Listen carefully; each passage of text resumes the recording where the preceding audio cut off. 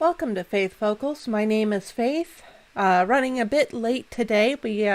I'm just getting over some technical difficulties with my OBS software.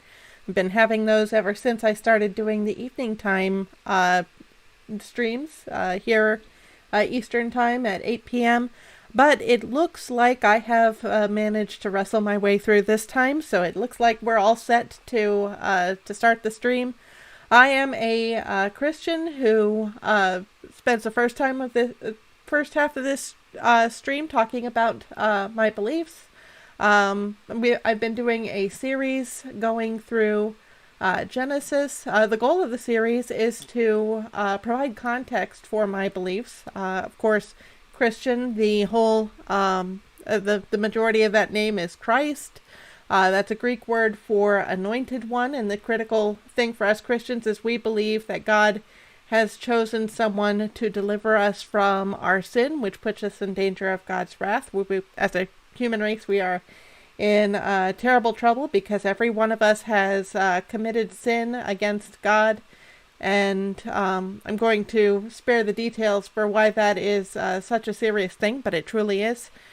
So we need a deliverer, and the one that God chose, the one that God anointed, the one who deserves the title Christos, which would be Greek for anointed one, chosen one, that is Jesus, who came to earth in the year, around 2,000 years ago, right around the turn of BC to AD. That centers around the time of his birth, and the reason I say he came to earth is he was God's the Son. So that is what I talk about my Christian beliefs and where Jesus fits into those, and what I'm trying to do by starting in Genesis in the Bible and trying to work my way forward.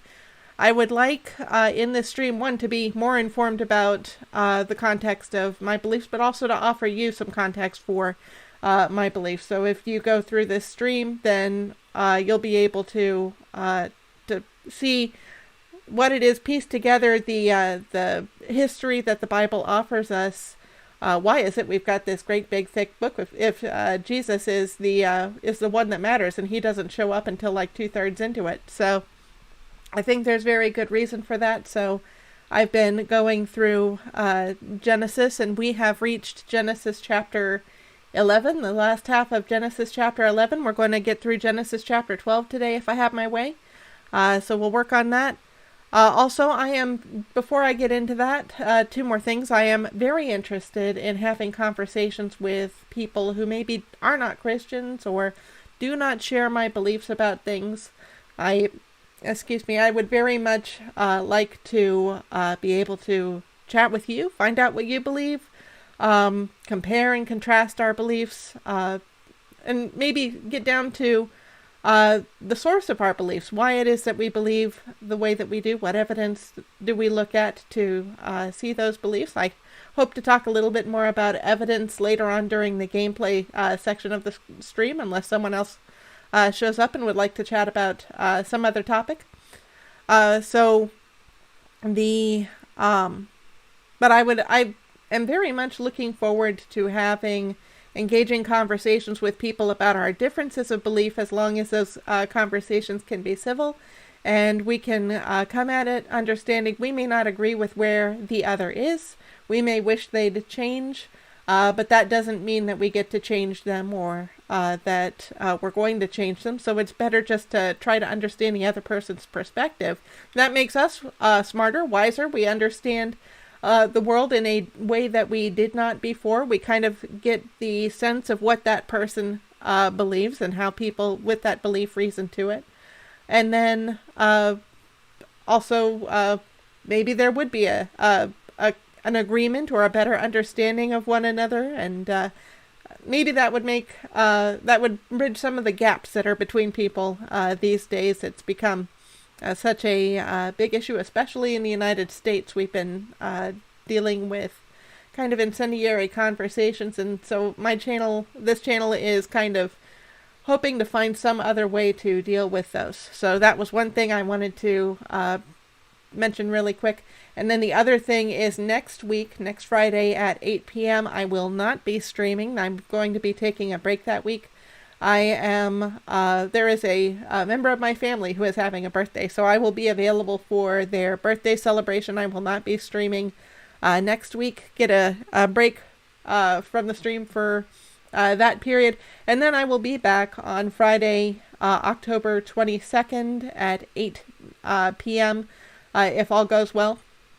And we can resume from there. So I hope to get through Genesis chapter 12 today, but we'll be, and then we'll be starting, hopefully Genesis chapter 13 on the 22nd of October at 8 p.m. on Friday. So let's go ahead and get into this passage. Now, I titled my stream Genesis 11, but we're going to kind of step back a bit, have a look at where we've been, because I think there's some details here that are interesting to me, and I want to kind of call out as we're talking about Abraham. The book of Genesis stops at several places and pauses to look at genealogies. It likes to talk about the sons of Adam, what each son was named, what each descendant was named, that kind of thing. Who led up to Noah, who led up to Abraham, as we're going to get into. The genealogy we're looking at is Genesis chapter 10 that was leading up to the Tower of Babel. So this is, let's see, where does it end here? I think it just talks about the different nations. And Noah, of course, he weathered the flood in the ark that God told him to build. He and his immediate family were the only humans to survive. 8 people. That was Noah, his wife, and his three sons, and their 3 wives. So the 3 sons were Ham, Shem, and Japheth. And I wanted to look at Ham here. Ham, it says the sons of Ham were Cush, which I think is supposed to be like, I don't want to guess, but that's in Egypt. I want to say like I'm going to say like the Ethiopian type people, but don't take my word for that. I am not an expert. So that's just a best guess. Then there's Egypt. We kind of know where that would be.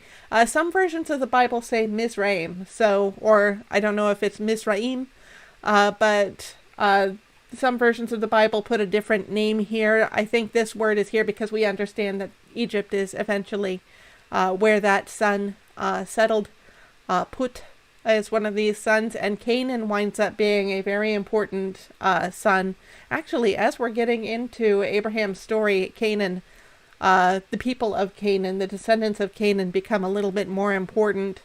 We're not quite seeing the full impact of them then yet, but already by this point, we've passed Genesis 9. Tells the story of Noah, the flood, and at the end of Genesis 9, Noah has an embarrassing incident, and Canaan dishonors him, to put it briefly, and his other 2 sons, Shem and Japheth, honor him, and so Noah curses. It was Ham who dishonored him. I want to make sure I'm right. I might have said Canaan, but Noah curses Canaan, even though his son Ham dishonored him. So he's cursing Ham's son for some reason. I don't know if that has anything to do with future events. It's definitely recorded in Genesis chapter 9, and we do see that God deals with Canaan later on in the Bible. So eventually I plan to get to Exodus. It'll probably be a while in the future. For now, what I want to focus on is Cush. So Cush had these sons, and then in the next verse it also says that Cush fathered Nimrod. So Nimrod gets singled out. He was the first on the earth to be a mighty man. So Nimrod gets this reputation, a mighty hunter before the Lord, and he had a kingdom. So this verse tells us the beginning of Nimrod's kingdom was Babel, Erech, Akkad, and Calneh in the land of Shinar. So all these names are kind of strange. Maybe you're familiar with Babel. Maybe you've heard of Akkad if you've been around the internet. But a lot of these don't make a lot of sense. They are important to what I want to say. So try to keep in mind what these names are: Babel, Erech, Akkad, Calneh, and Shinar. And then from that land he went into Assyria and built Nineveh, Rehoboth, Ir, Calah, and Resen between Nineveh and Calah. So especially these 3 cities, Resen, Nineveh, and Calah. I just wanted to call those out because I found a map that kind of shows where his region was. I think this is the map that I was trying to pull up. So this actually is the red lines relate to the journey that we're going to see today, but try to look past the red lines for now. What I would like to focus on is some of the names on this map. There's this big name Babylon here, so that seems familiar. Babel was one of those cities. There's Babylon here. That would be the city of Babylon in the land of Babylon. Land of Shinar, so we saw Shinar in that list of the area under Nimrod's control. Kalna was one of the cities. Erech. And then down here we have this area called Chaldea and Ur of the Chaldees. So we'll get back to there, but that was not one of the cities that we mentioned. We'll go a bit further up in this light green area to Assyria. It mentioned he'd been to Assyria.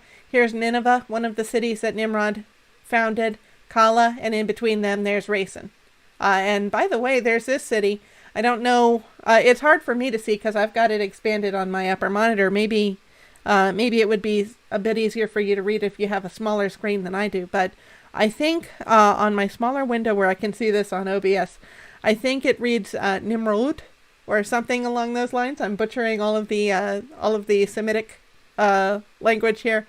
So it looks like Nimrod even named a city after himself. So we know that he was there. But, so we know that this is the area that Nimrod was king over. And I want us also to pay attention to this city here at the very end of Nimrod's kingdom called Ur of the Chaldees. So you'll see why that's going to be important in a bit. So Nimrod was in charge of the land of Shinar, and in the next chapter, Genesis 11, we find that the people of the earth settled in Shinar and built a tower. They didn't want to be scattered. God wanted them to fill the earth, so he didn't want them to I think he was trying to deal with possible arrogance, the people thinking that they could do whatever they wanted, because certainly they were powerful. He says this is only the beginning of what they will do. Nothing they propose to do will now be impossible for them. So he's seeing that they're developing this arrogance. We're going to oppose the plan that God has for us to fill the world. We're going to stay right here as a group. And God decided he was going to oppose that. And so what he did was he created, he scattered the language. He confused the language of the peoples. And of course, if you can't speak to people, you probably don't want to hang out with them. So they dispersed, and that area was called Babel. Actually, I think the etymology is not from, our word Babel is not actually from this word Babel. It happens that they sound similar. It happens that they have to do with language, so that kind of works out nice for us English speakers. But I think I looked up the etymology, and it came from somewhere else, kind of like the same area that the word barbarian comes from. But that's we have this story. This happened in Nimrod's kingdom in the land of Shinar. So Nimrod probably headed up this building construction, and then everybody scattered. So we covered that story last week, and now we're getting into where I wanted to start, and we're hit with another genealogy. So let's see if we can truck through this. The genealogies tend to feel a little bit dry, especially if you're not familiar with the Bible, if you haven't read through it several times, if you don't know who all these people are. And some of these early genealogies, we definitely don't know who all of these names are, but God knows who all the names are, and he decided they were important enough to record in his book. So that's nice, because we don't know if any of these people were accomplished other than having a family, and yet God decided that he wanted to record them and that their names were going to be remembered for thousands of years. So that encourages me, because I'm not that great in the scheme of things, and yet it seems like God cares about the people who are not that great in the scheme of things. So that's encouraging to me. I do want to pay attention also to the years that we're seeing here. There was another genealogy. I'm going to give us a peek at that one. You'll get all genealogied out today in this stream. So we had this genealogy starting with Adam and going through to Noah. It tells us Adam lived 130 years when he had his son Seth, and he lived up to be 930 years. Seth lived 105 years before he fathered Enosh, and then lived up until 912 years. We know there was a fellow named Methuselah. He was the oldest recorded person on the earth. He lived to be, let's see, hold on. Methuselah was Enoch's son. When he lived 187 years, he fathered Lamech, who was actually Noah's dad. So Methuselah was Noah's granddad. Methuselah lived 782 years for a total of 969 years. And then Lamech actually lived pretty short, 777 years in all. And come to think of it, he might have been cut off in the flood that Noah survived. That's very possible. Noah was 500 years old apparently when his story starts, and then the flood happened when Noah was 600, and Noah lived to be somewhere in his 900s. I don't quite remember the exact number. We'll get back to the proper genealogy that we should actually be in instead of dawdling around here. Okay. So everyone was living 900s of years back then. But of course, over time, we have a point in Genesis 6 where God says, I'm not going to contend with mankind forever. Mankind is mortal. I'm going to limit mankind to 120 years. Now, whether that has to do with the flood or whether it has to do with human lifespans, I don't know. But I do recognize pretty much the oldest that anyone today might expect to live is about 120 years, and that's if they're really, really, really blessed. So, apparently by this time that limitation hadn't been hard and fast yet, but we do kind of see human ages declining at this point. So that's what I kind of want to call out. Shem was 100 years old when he fathered Arpachshad, and I just go through these names as fast as I can and butcher them as quickly as possible, spare the ears of those who actually know how to pronounce them, and since I'm going so fast, then hopefully I look really good to those who don't know how to pronounce them. So, Arpachshad. Shem had him 2 years after the flood when Shem was 100 years old. He lived on to 500 years. Let's see. So I guess that would be 600 years total that Shem got to live. Arpachshad didn't wait 100 years. Didn't wait like his ancestors did. He had his next child early, 35 years old. Feels late to us nowadays, but compared to when everybody else was choosing to have kids, this was probably pretty early. And then after he fathered his son Shelah, lived for 403 years and had other sons and daughters. So that would be 438? So that's pretty short now. Shorter than Lamech, 770 years. So 438 years. Shelah followed in his father's footsteps, had his child when he was 30. And then he followed in his father's footsteps, so 433 years total. Eber following suit, so everyone's starting to have children when they're in their 30s, this Nahor, 29. So there's definitely a pattern going on here. And then after that, 430, so he got to be 464. This one would have been 239, so that's pretty short. 239, again, short. Nahor had only lived to be 230. Sarah only lived to be 230. So these years are suddenly declining from when Shem was alive. His dad Noah got to live to be 900 some years. I'll have a peek back. I'm curious now. Too far.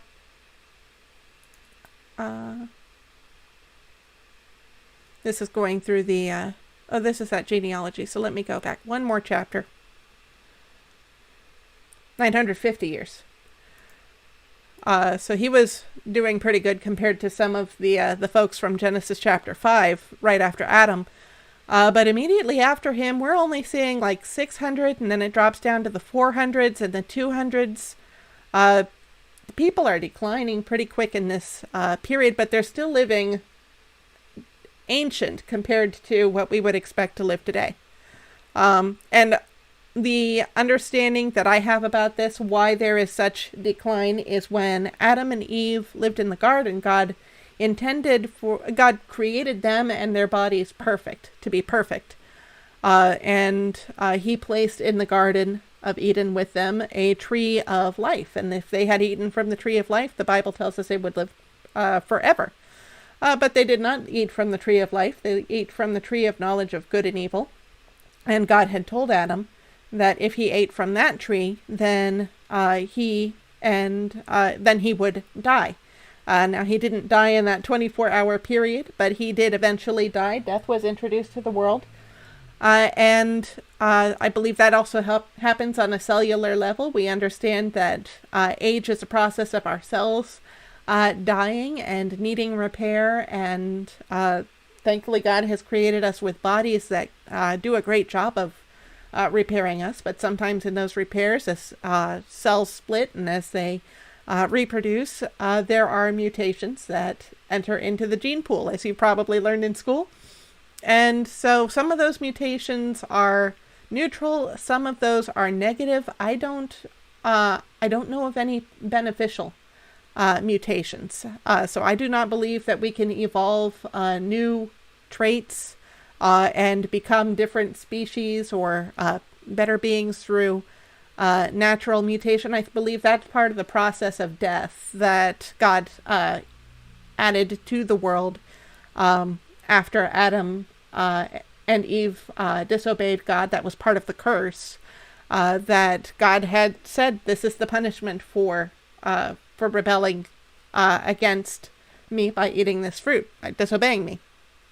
So that is something we deal with. So apparently there was something about after the flood that people no longer were able to hold on as long as they were before the flood. We couldn't last for the 900 years and some that Adam and his descendants did.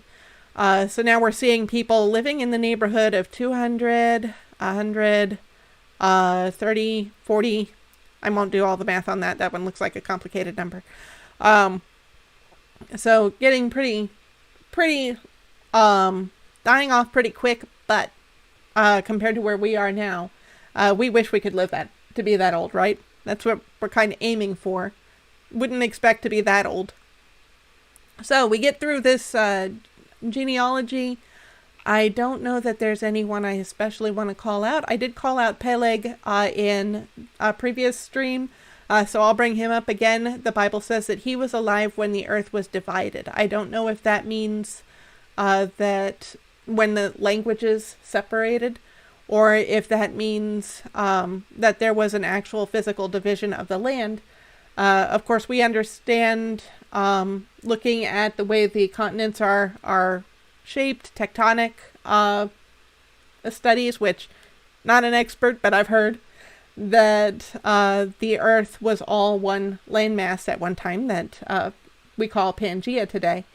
And so possibly when that landmass was split up would be when Peleg was around. So hard for me to tell if the earth means the actual physical land. Maybe that would be something I would look up in Hebrew, but I'm not going to take the time for it now.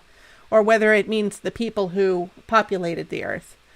I did notice one thing earlier at the top here. It says now the whole earth had one language and the same words. So the question would be whether those are the same word, earth, and then the word that's used for when the earth is divided. And that would be back in Genesis chapter 10. I think that Peleg was mentioned as being alive back then.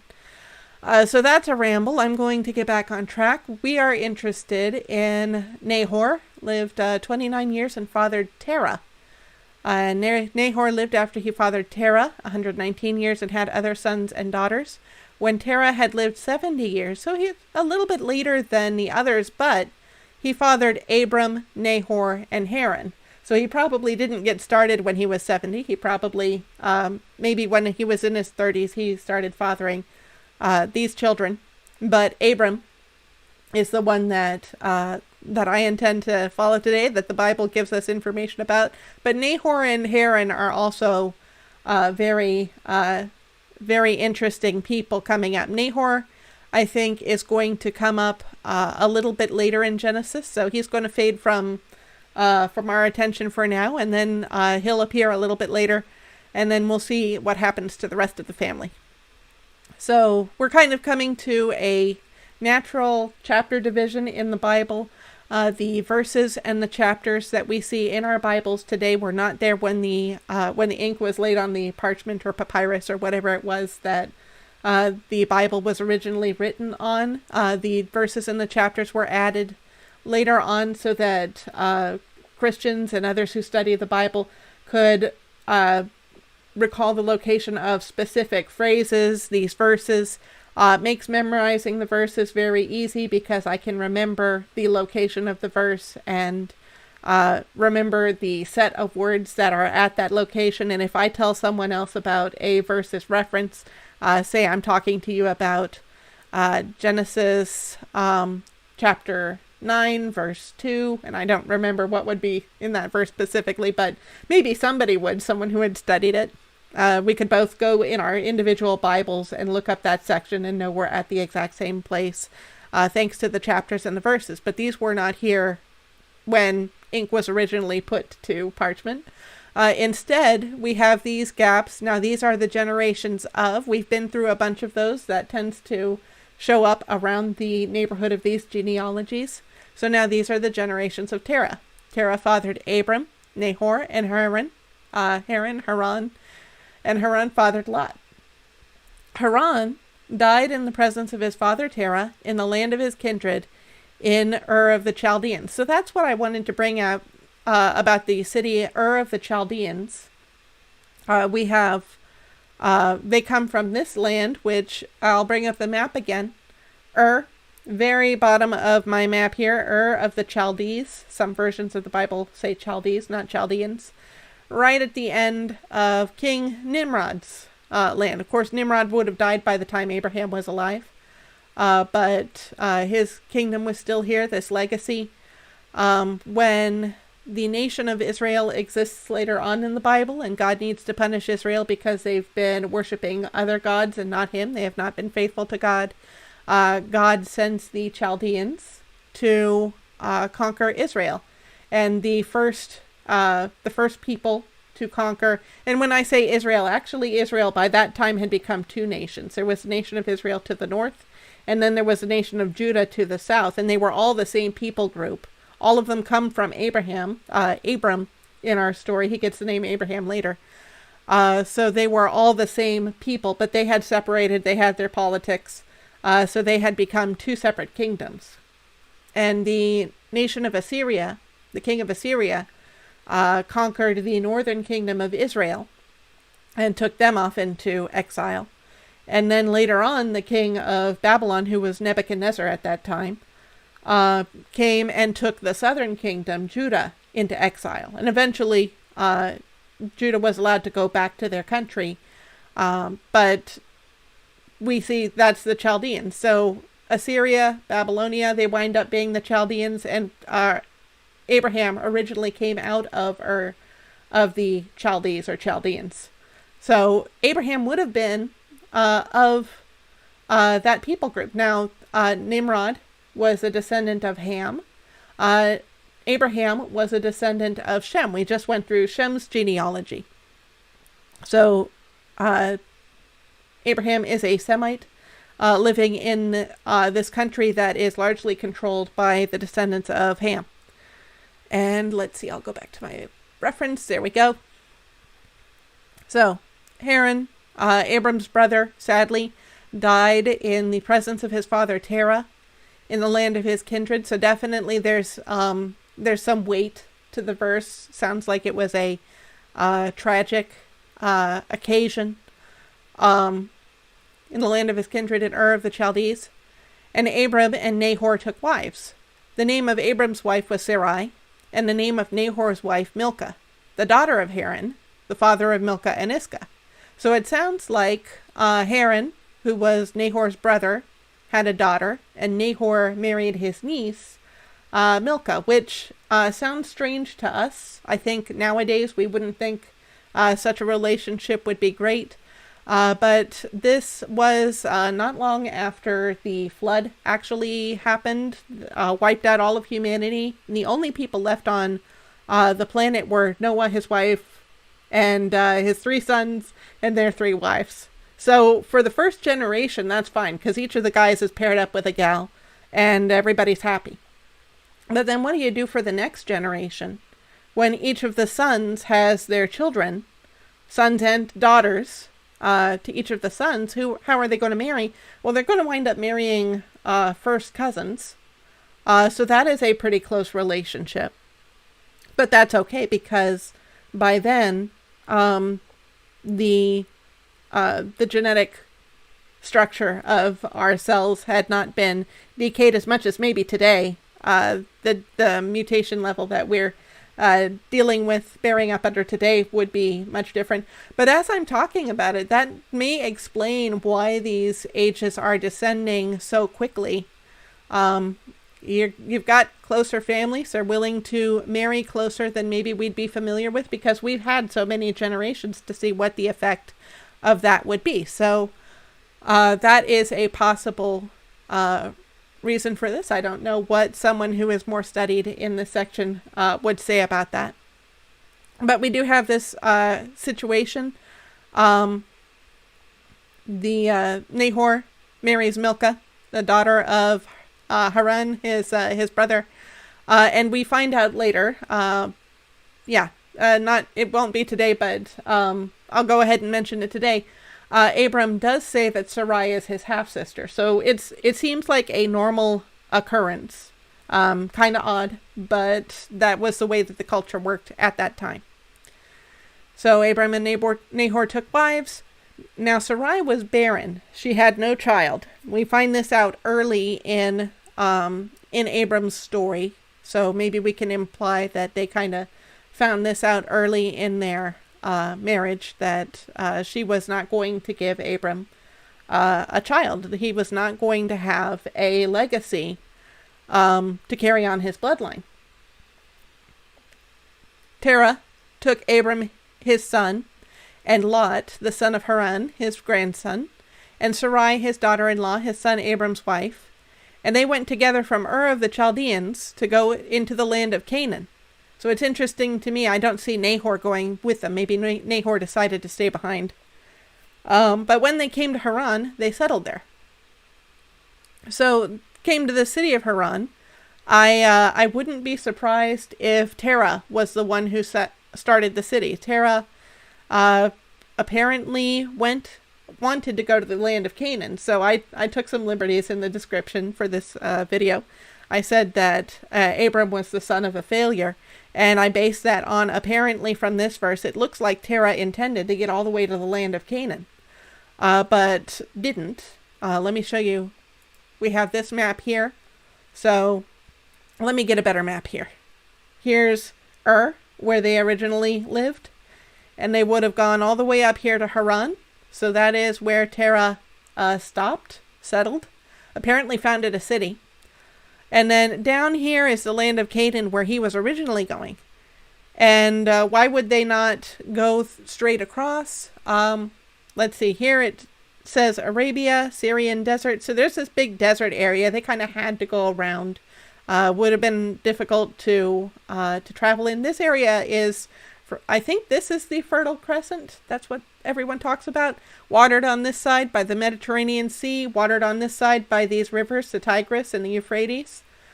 So that is better traveling land. Would have gone up to Haran, would have been planning to get over the edge of that Fertile Crescent, but Terah decided, nah, this is fine. This is where I want to settle. And he named the city after his son, who apparently he was still missing by the time they got there. The days of Terah were 205 years, and Terah died in Haran. So kind of a bleak start to the story. You have one of these sons passing away early. You have the other son is married to a barren wife, and then the father dies off. So let's see what the next chapter is. Now the Lord said to Abram, "Go from your country and your kindred and your father's house to the land that I will show you. And I will make of you a great nation, and I will bless you and make your name great, so that you will be a blessing. I will bless those who bless you, and him who dishonors you I will curse. And in you all the families of the earth shall be blessed." And since I brought up that footnote, sometimes these footnotes are in the versions of the Bible to kind of record different ways that it could be translated. In later versions of the Bible, like the ESV, this is a regular new version of the Bible, they like to be careful and to make sure that we know how it might otherwise be interpreted, depending on which scrolls that you're looking at to translate from. So these scrolls were written by hand. There's some minor differences, but they're not great enough to affect the facts of what is written or the message, the underlying message of what is written. So, in you all the families of the earth shall be blessed, or by you all the families of the earth shall bless themselves, are essentially the same thing. So, God is telling Abram, you've gone through all this hardship, this tragedy so far. Your family has had some hardship, but I've got plans for you. And those plans don't involve you staying here with your family in Haran. Those plans, that something better I've got for you is someplace else. So God points Abram to Canaan, of all places. Interesting that God chose to tell Abram to go where it looks like maybe Terah was intending to go anyway. So promising to make Abram a great nation, which is interesting because Sarai, spoiler alert, Sarai is barren.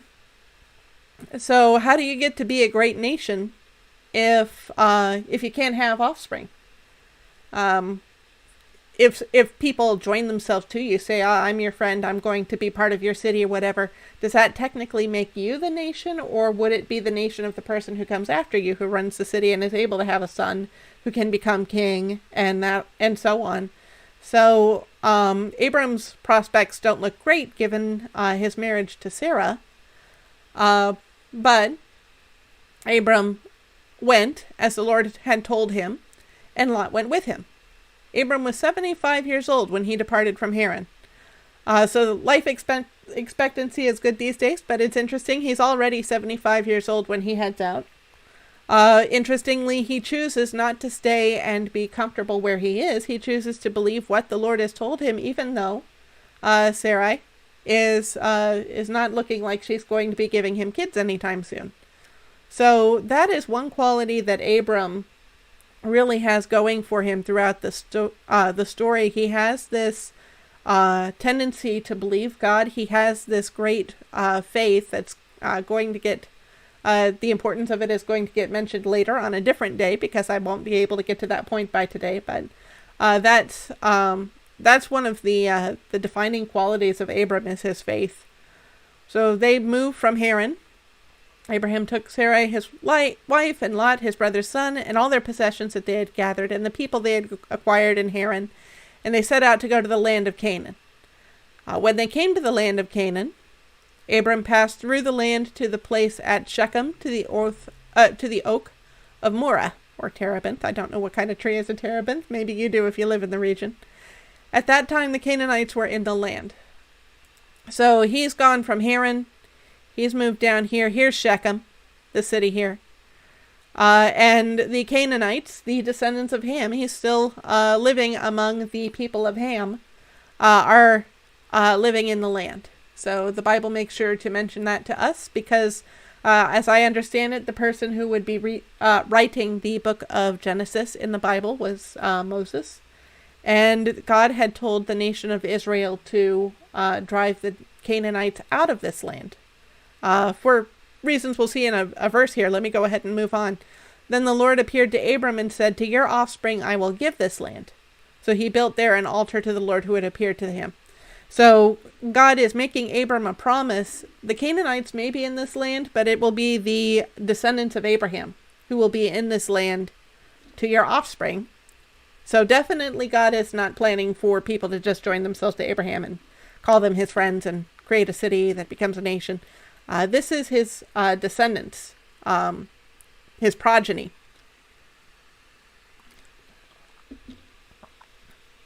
So that is why Moses would be letting the nation of Israel know that the Canaanites were here. God had told the nation of Israel it was time to drive the Canaanites out for reasons that will be clear in another stream. But so who are these people? And why are we driving them out? And actually, who are we? What right do we have to this land that we are walking into? And that is what the whole book of Genesis is about, is where did the nation of Israel come from?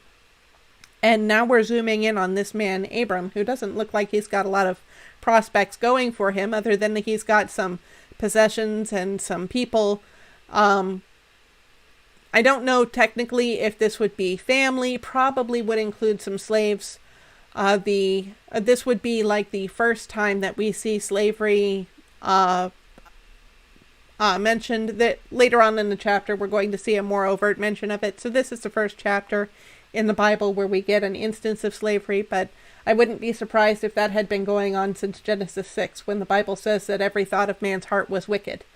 So by now this would have been a part of the culture, as slavery does tend to be a part of the culture in agrarian societies. It seems like I'm not sure how many cultures avoid that that practice, which is regrettable. Don't like the fact that that would happen. People should work together. They shouldn't be forcing each other into work. Shouldn't be taking freedom from one another. By this time, I'm guessing that may have been ingrained in the people that Abraham was around, so that it was a part of the culture. It wasn't seen to be as oppressive. And certainly by now, we have had time to look back at history and recognize what the consequences of slavery truly are. So that would be one thing going against Abram. I think we're especially sensitive to it in our current culture. They would not have been sensitive to it if that was the water that these fish were swimming into, to make an analogy. So at that time the Canaanites were in the land. The Lord said, to your offspring I will give this land. Abraham built an altar. From there, from Shechem, he moved to the hill country on the east of Bethel and pitched his tent, with Bethel on the west and Ai on the east. Those are going to be cities that we're going to hear about more in the future. And there he built an altar to the Lord and called upon the name of the Lord. So Abram has this practice of building these altars, and implied in that is he's sacrificing animals to the Lord. And we see that God blesses these sacrifices if we're remembering Genesis chapter 4, where the first sacrifice is mentioned. Cain sacrifices some vegetables. Abel sacrifices a lamb. And Abel's sacrifice is honored, because the Bible tells us later on there is no remission, there is no forgiveness of sins. And I'm not sure if my context there is exactly correct. The version of the Bible I'm thinking of uses the word remission. There's no remission of sins without blood, is what the Bible tells us towards the end in the book of Hebrews. So God would honor a blood sacrifice, because it is an image of what it's going to take for people to become right with him. So Abram recognizes, this is what I do to show my gratitude to God for giving me this promise, for bringing me to this place. And Abram journeyed on, still going toward the Negeb. So let's have a look at this map. He's around here in Shechem. This map doesn't show us Bethel and Ai and the place it says that Abram moved on to, but it does show us the Negeb. And let's see if this one shows us. Nah, that's too far south. I don't have this one? Yeah, that doesn't really show us much either. The Negeb is a desert. south of Israel, in the south of Israel, toward the south of Israel. And I've been told, if I remember right, that Negeb actually means desert. So if someone is talking to you about the Negeb desert, they're telling you about the desert in Israel. So he moves on going in that direction. Now there was a famine in the land, so crops are not growing well. You don't have a lot of greenery to sustain animals. So Abraham went down to Egypt to sojourn there, for the famine was severe in the land. So Abram leaves this land that God gave him, and he wanders down from Shechem over to Egypt. The city of Zoan, apparently. We're going to see that here, I think. Abram went down to Egypt to sojourn there, for the famine was severe in the land. When he was about to enter Egypt, he said to Sarai, his wife, I know that you are a woman beautiful in appearance. Now, the Bible tells us later on that Sarai was 10 years younger than Abraham. So if Abraham was 75, and he might have been a little older than this given travel time to get from Haran down south to Israel. If Abraham was 75, then Sarai was 65, and even then she's still a looker. He looks at her and says, I know that you are a woman beautiful in appearance.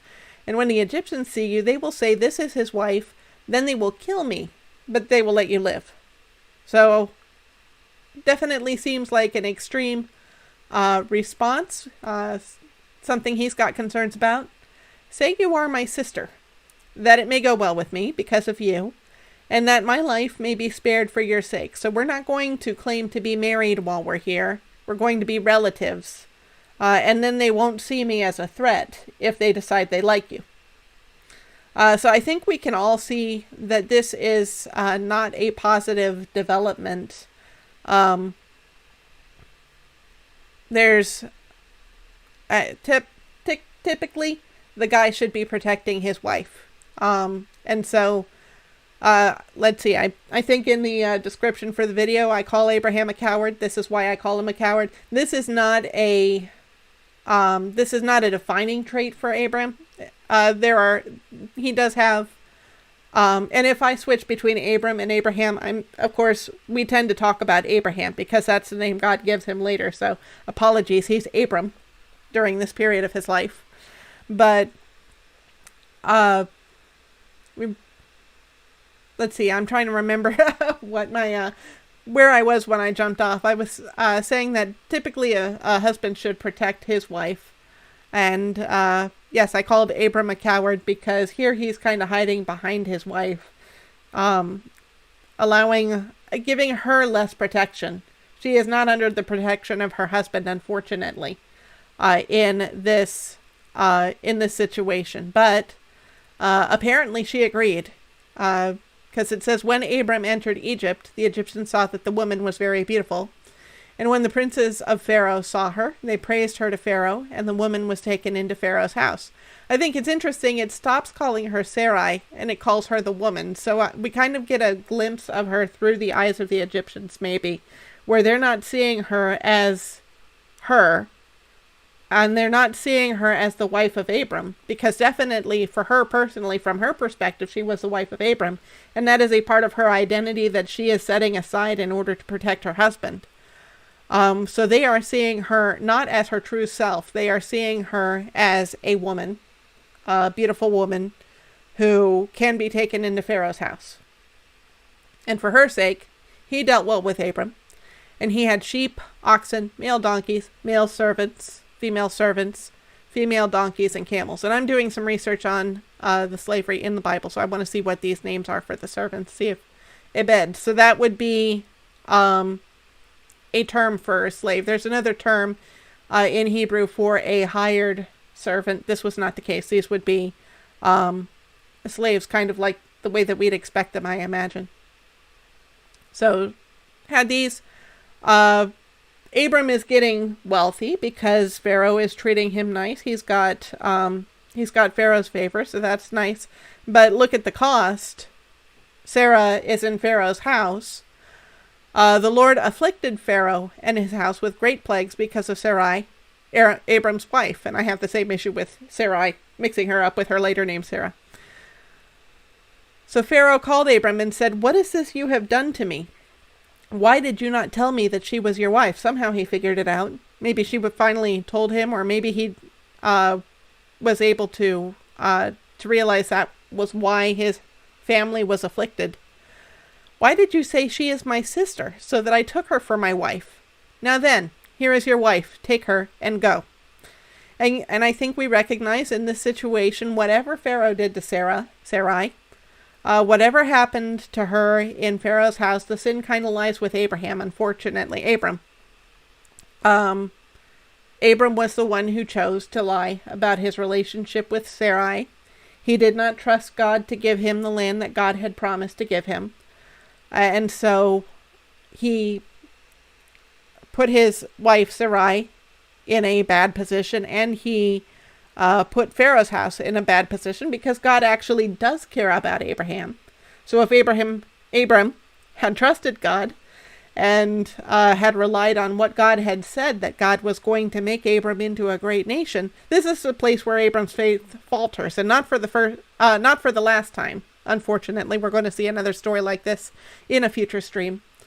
But this is kind of the weak point in Abram's relationship with God. This is where Satan can get a edge in on Abram, unfortunately. And so we do see God dealing with Pharaoh, and Pharaoh rightly turning to Abram and saying, "It's your fault." Quite right. Now then, here's your wife. Take her and go. And Pharaoh gave men orders concerning him, and they sent him away with his wife and all he had. So we started off the chapter really nice, where God is saying, I'm going to give you this land. I will bless you. I will bless those who bless you. This is interesting. I had not put this together. Him who dishonors you, I will curse. So then, of course, what happens? Abram gets into this situation in Egypt. Of course, Pharaoh is not at fault, but the fact that he has taken Abram's wife for himself is a dishonor to Abram.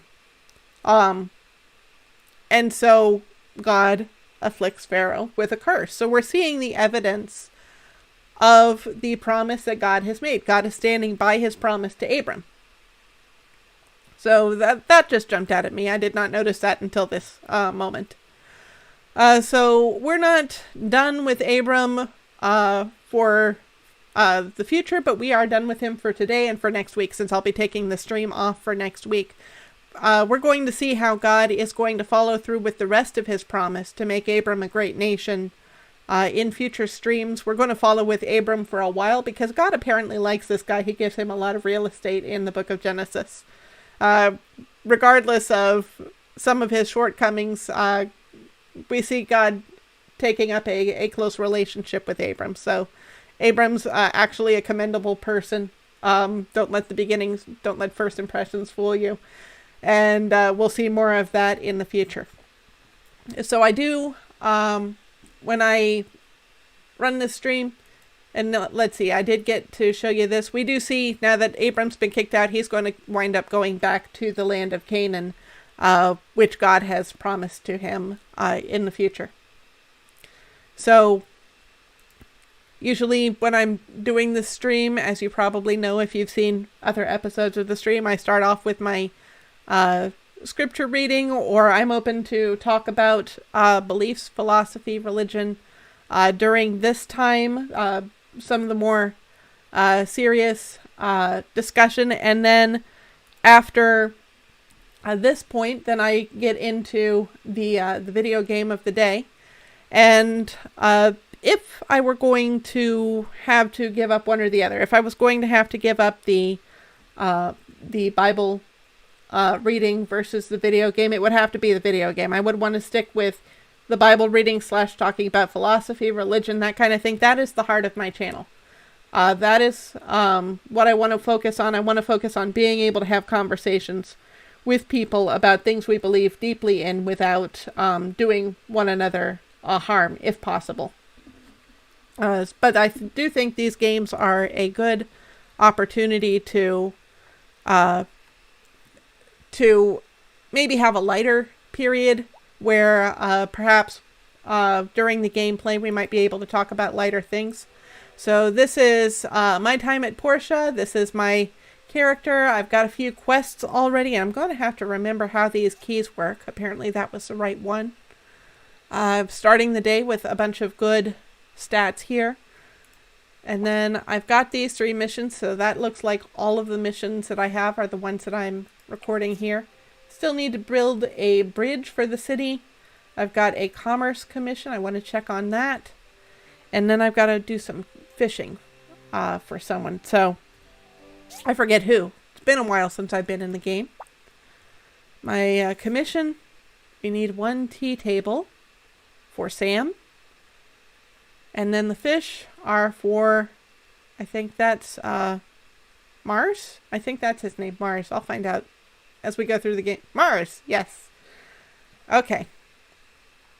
So we've got a busy day, and I think there may be more going on in the city. So what does it take to get this tea? Oh, I have, yeah, I'm holding my catfish, but I need 2 of them for Mars. So, okay.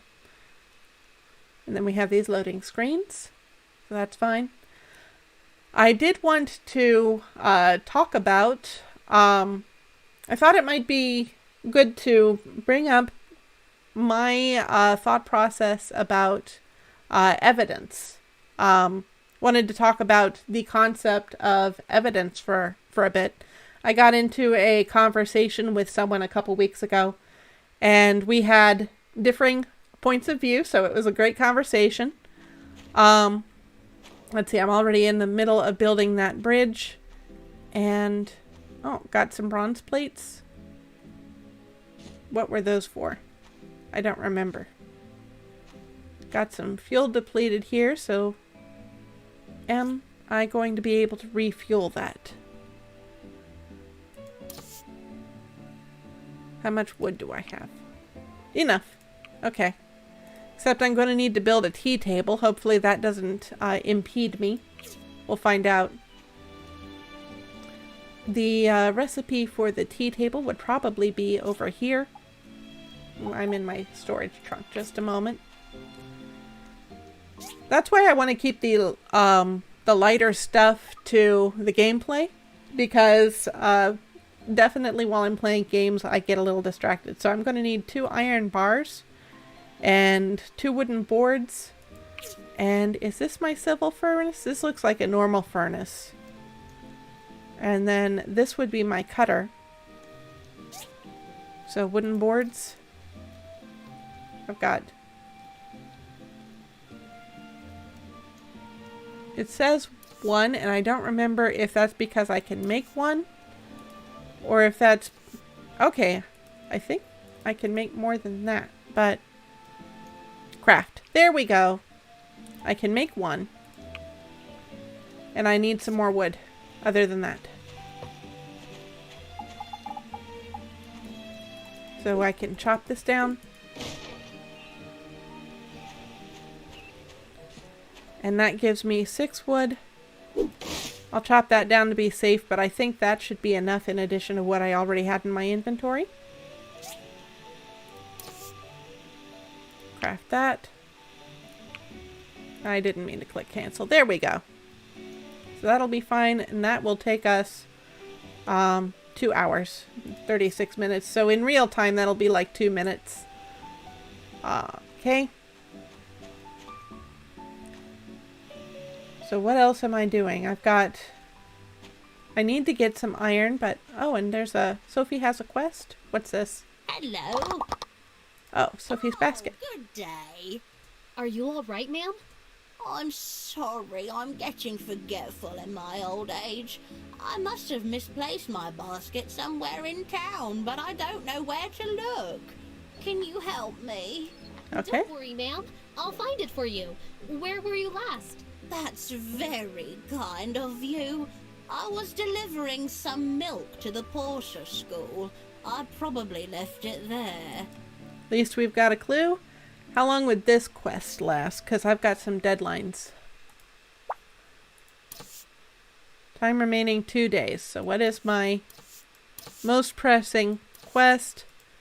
My commerce commission, the tea table. I need to come up with a civil furnace, I think. Let's go to the handbook, check that out. I'll get back on topic in a bit. Stone furnace, civil cutter.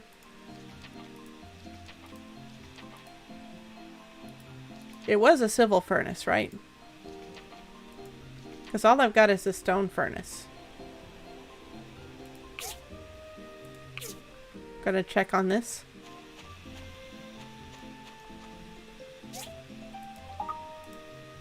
Iron bar from civil furnace.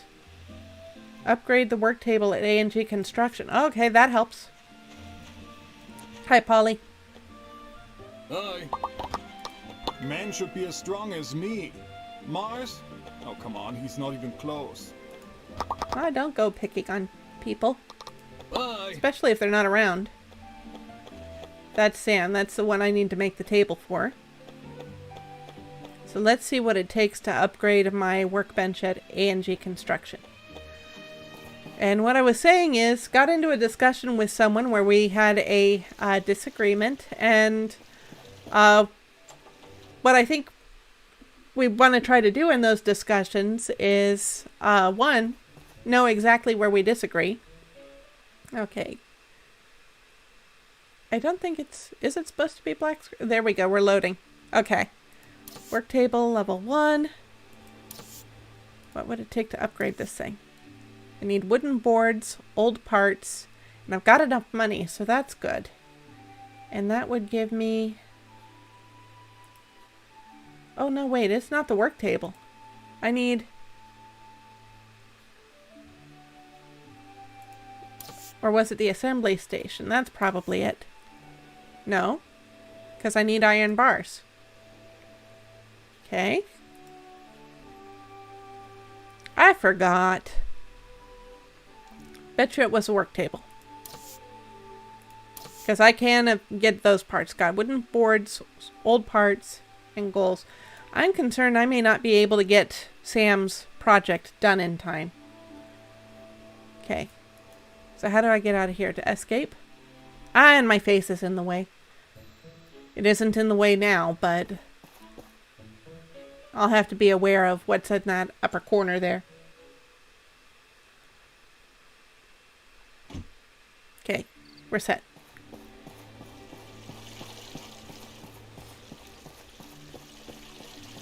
So wooden boards is kind of the thing I need to focus on.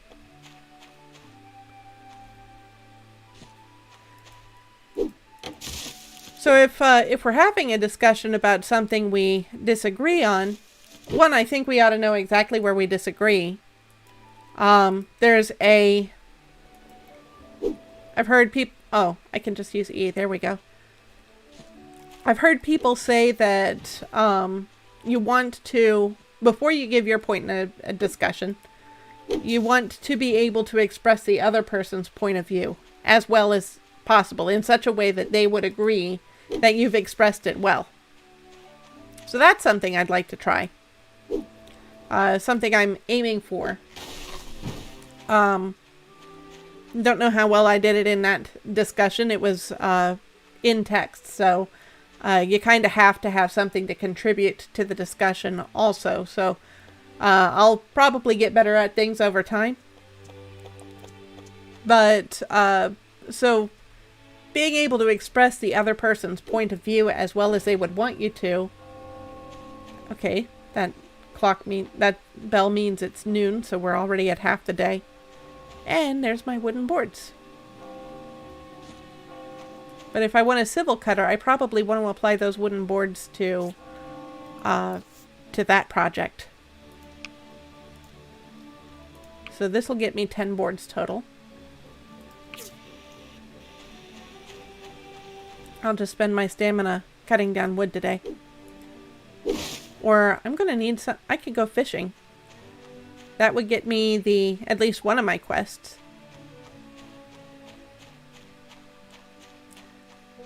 Let's see. So being able to express somebody's point of view as well as they would want you to would definitely get you to the point of knowing exactly where you disagree with the person, I think. And then also another thing you need in order to know exactly where you disagree with a person you'd want to know exactly where you agree with that person. So where is that dividing line between where you first find out you disagree? Do I have bait? I'm already...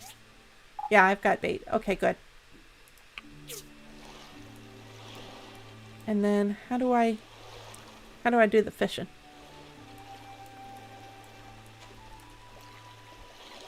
Okay, I keep having... Oh, I put my rod away just a moment. Oh, what's that fish? Frogfish.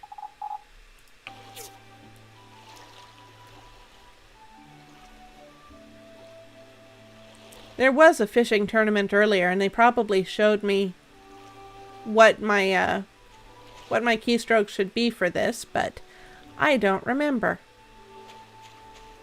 Okay, E, fish. Ah, there we go. Okay, up.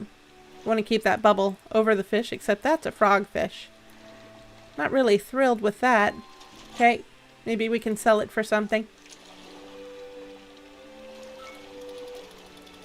This place is full of frogfish.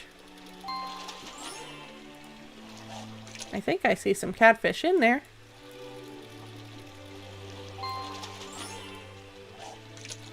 Let's see if I have all the bait I need. Oh, I didn't mean to stop fishing. There we go. There we go. Let's see if... Got him. Okay, that'll do it for my quest. How do I get out of here? Can I...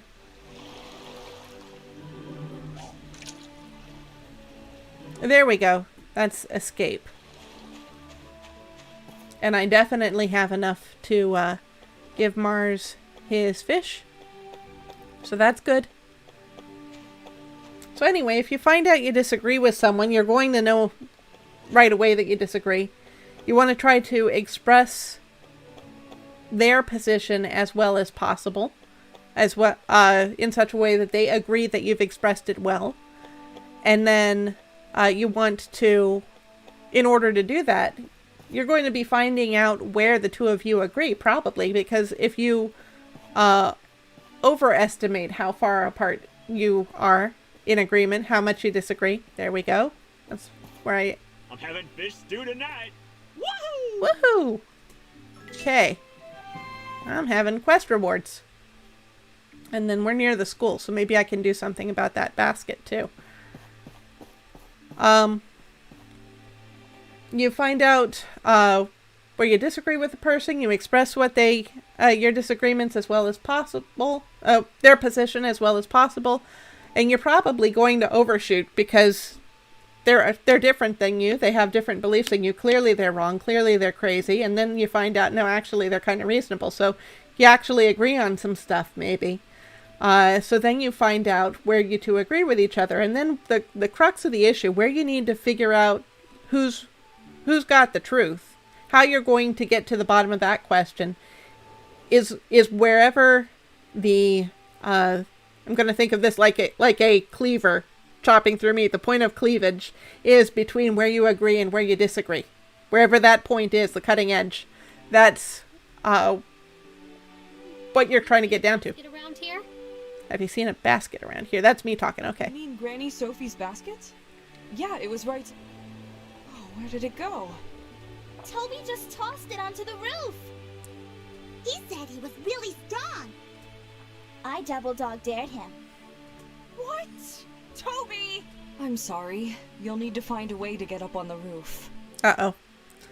Yeah, all those girls just stand around looking so innocent. It wasn't me, it wasn't me. Except for that one who double dog dared him, so that's kind of nice. Okay. Up! This isn't too hard.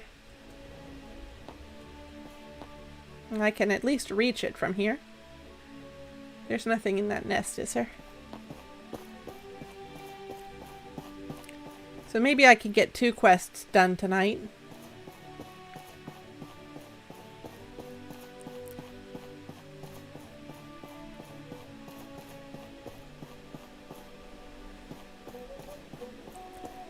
So anyway, I was, yeah, the discussion with the person I disagreed with, I was talking about how I like to handle those kind of discussions, what I'm kind of aiming at if I'm getting into a discussion like that.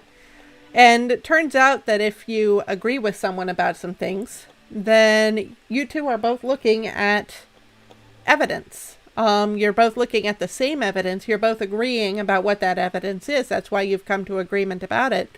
But then at that point of cleavage I was talking about, at the cutting edge, that's where they've got evidence for their position. I would suggest a lot of people don't like to admit the other side has any evidence, but they were smart enough to find the evidence that you agree with. Can I talk to Sophie this late? Is she asleep? There she is.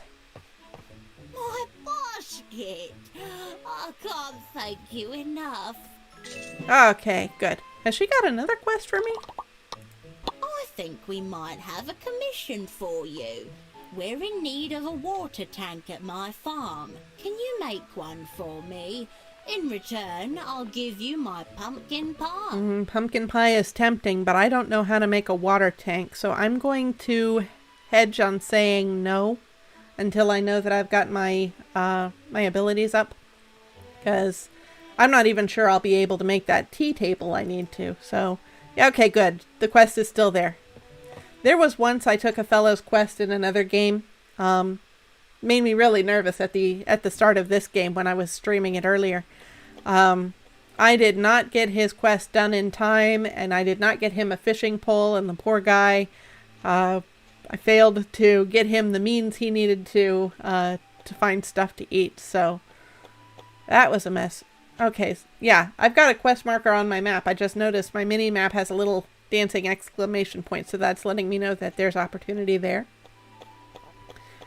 And I don't know what my stamina level is, but I probably have some extra energy.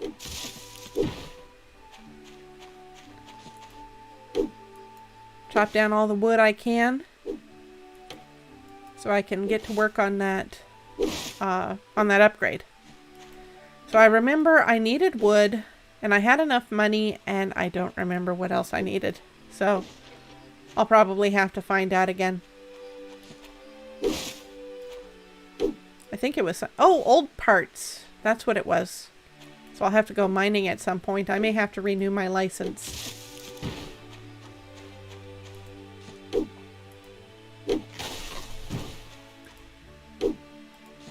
So anyway, my definition of evidence is really... I think a lot of people would consider it loose, because I had a friend years ago. Really respected her. We've drifted apart, so that's why I'm talking about her in the past tense. But really thought that she was a smart gal. She professed Christianity. So as it turned out later on, we had drifted apart a little bit, but I didn't realize how much until I looked at my social media and saw that she was saying something that was clearly not Christian anymore. And so I asked her about it. I said, I thought you were a Christian. Was I mistaken? And she said, well, I've changed. Basically, she had, I think the word that often gets used for this is deconverted. So had ceased to profess Christianity. And so that put me in, I mean, I felt like I was responsible to bring her back to Christ, because to me being a Christian means you are saved from your sin. So that'll be cooking for a while. I've got more wood, so why is it that it's not letting me craft more wood? Got plenty of power stone. I already at max capacity. Okay, so it can only take 10 pieces. And how many wooden boards can I have 8, so that'll be 18. And then what have I got in the way of old parts? I've got 5 old parts, so I'll just put those in there. So maybe in the morning I'll be able to get my civil furnace, or at least upgrade my workbench. And it's getting late. I may as well get some sleep.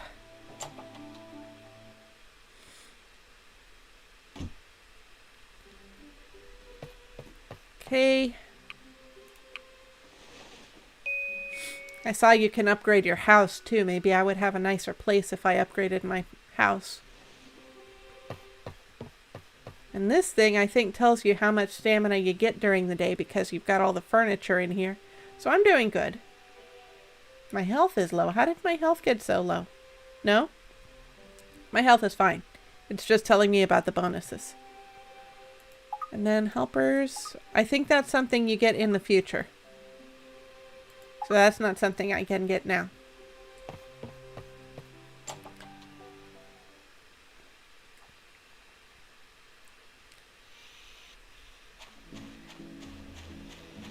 Okay, so anyway, for me, being a Christian, I understand that to be that all humankind is under God's wrath because every single human being rebels against God, sins against God, and the Bible says, as the Bible puts it, the wages of sin is death. So the punishment for that sin is death, but it's more than that. Because we human beings are finite creatures. We have a beginning, we have an end. Like God said in Genesis 6, mankind is mortal. I may not have that exactly right, but the idea is there. That's where he wouldn't contend with us forever, where he said that our limit was 120 years. And so the reason I'm stalling, I'm kind of dealing with a side tangent, so I may as well spit it out so that I can move on. I think there may be people who say, I've heard about someone who lived to be 124 or something. So I don't know if necessarily, I mean, clearly there were generations that were living longer than 120 years immediately after God said that, after it was recorded in Genesis chapter 6. But that seems to be the general limit for our society now. I don't really know of people who live to be that old. So someone may have an experience different than me, but maybe I shouldn't be doubting so much that what other people's experience is. Oh, no. And I've already got the old... Yeah, so I don't even need to go mining. I was just coming here to check, but I forgot I had all the old pieces. Okay, there we go. Shortcut. And then how long does that wood actually take? Because I might want to find something else to do anyway.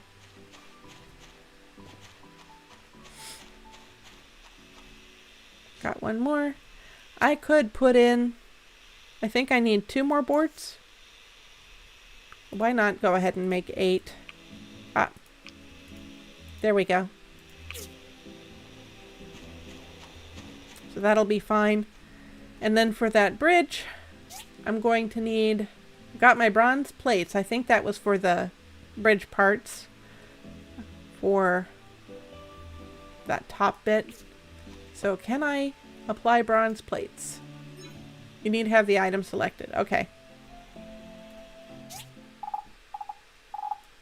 Well, there's a couple of them.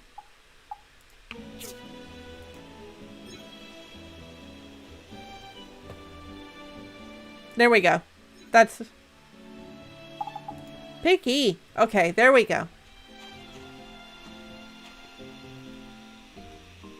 So I've got that board, and where does that leave me? 17. I need 3 more.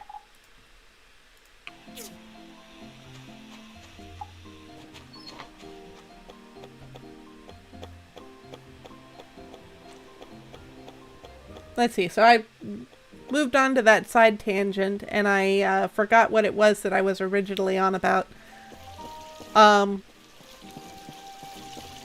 Big ol' just out in the middle there. I'll feel bad about it. Maybe I'll learn to stop umming when I need to get back on track. I'm just going to check on this and make sure that that's correct. I think this game in particular, it's easy for me to lose track because there's a lot of things to keep track of and record in your head. So the work table, yeah. I'm doing it good. I'm doing right. Okay. Moving out.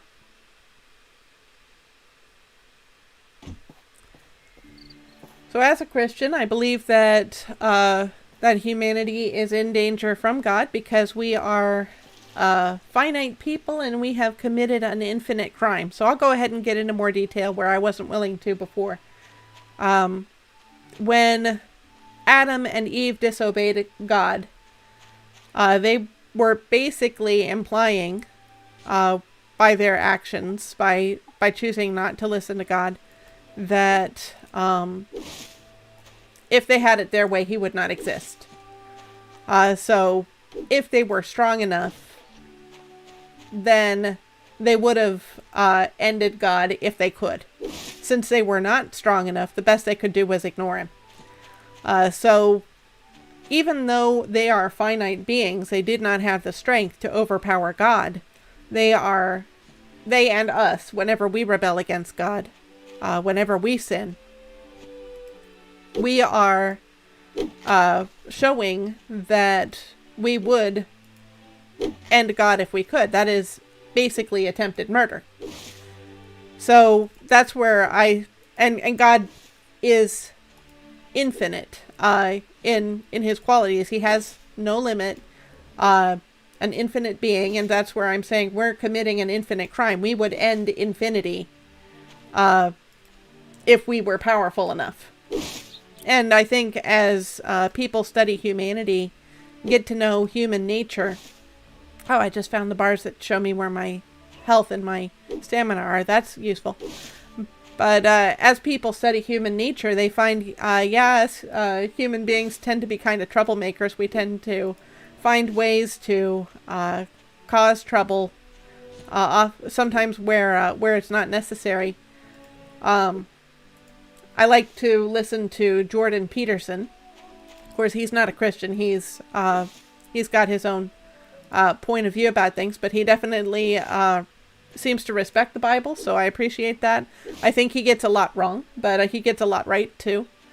And he talks about Dostoevsky and other philosophers, but Dostoevsky is the one I'm thinking of now too, where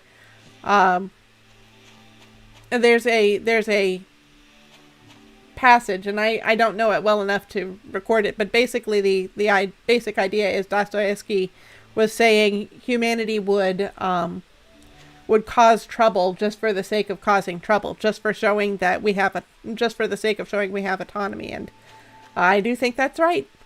So I got that detail about Dostoevsky by way of Jordan Peterson, which is why I bring him up. So I've got all these planks. I need one more. Probably won't be long. I can probably go back and pick it up. And then we'll see if A&G is still open. I think A&G is short for the owners. Gust would be one. That's the son of the mayor. And then I don't remember. I think the other one is Alfred, or is it Arthur? We'll find out. I think it's Alfred. A&G Construction. Albert. Hi. I was wrong on both counts. Hey. Spring is a wonderful season. Girls all dressed up nice and pretty. Time for... I think I'm in my work clothes. Yeah. Okay. So we've got the work table we're trying to upgrade. We've got all the parts. Confirm. And I just want it to be right where it was, please. Okay, that looks like a nice work table. Can't wait to see it in person. Hopefully that was the thing I was supposed to upgrade.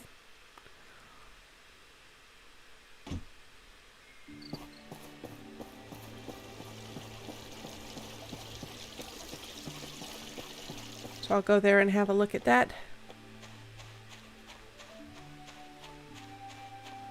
while I'm trying to get back to the track that I was on. Oh yeah, that does look nice. Tea table, iron bar. Yeah, I am not sure. I think I may have gone astray there. Handbook. I do not have my...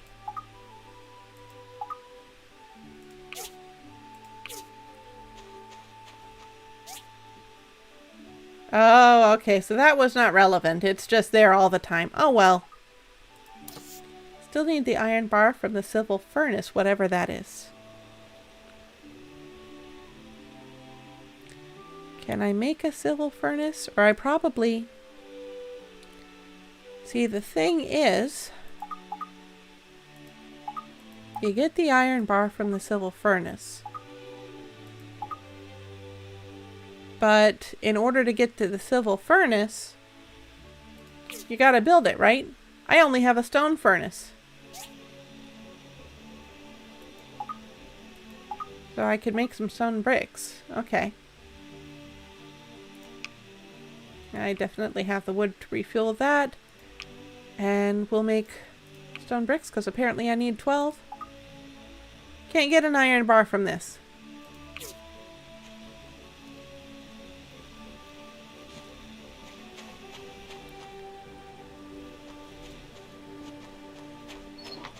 So I might need a blueprint for the civil furnace. Because if I don't have a blueprint in my workbook.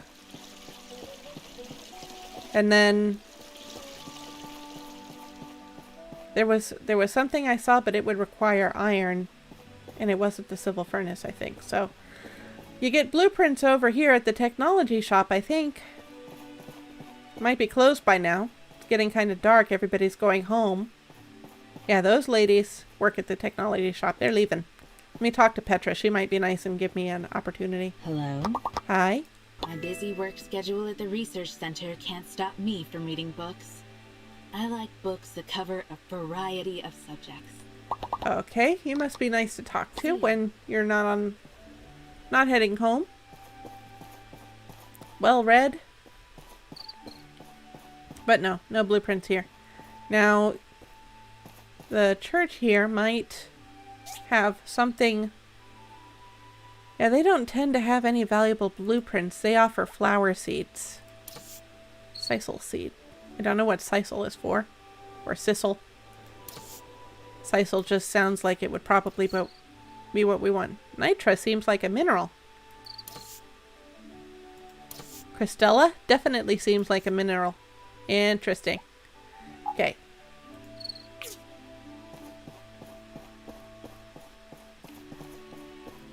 So, anyway, back on track. I think I was saying as a Christian, I believe that humanity is basically in trouble. God sent his son, Jesus, because God does care for us. He is the definition of justice. He is the standard of justice. He's also the standard of mercy. So even though we're finite beings and we've committed an infinite crime, and because the scope of the crime is infinite, we finite beings don't have the ability to pay the just debt, the just penalty for that crime. All that being true, God still wanted to show us mercy. So the arrangement he made for that, I'm just trying to think, to get that iron, civil furnace, and then I can't get it from the stone furnace. If I were going to get it from this assembly station, yeah, don't have a civil furnace here. There's assembly station level 2. That's probably it. Okay. No, that was the problem though, because the assembly station required iron. I'll go to bed and then I'll go back to the construction shop and double check. But I'm pretty sure the assembly station required iron to upgrade.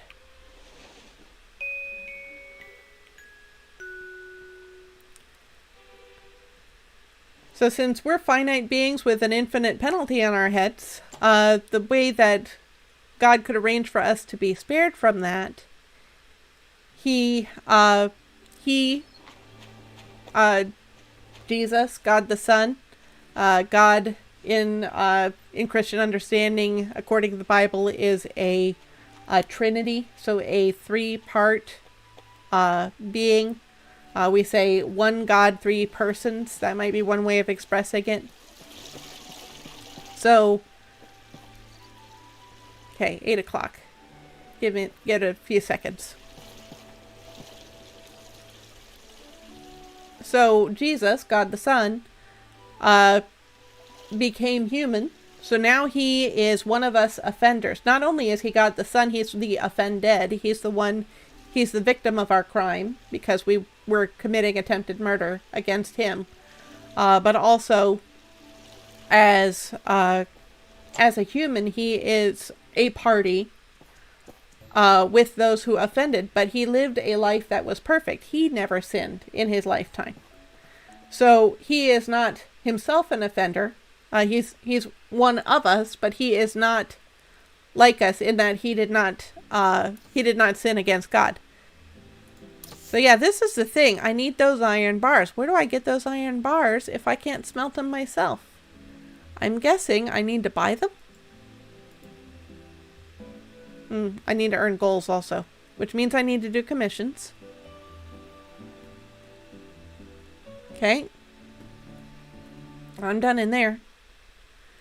So yeah, I think I'm going to have to fess up to Sam. I can't get her tea table. Unless, if I could get iron bars from someplace else.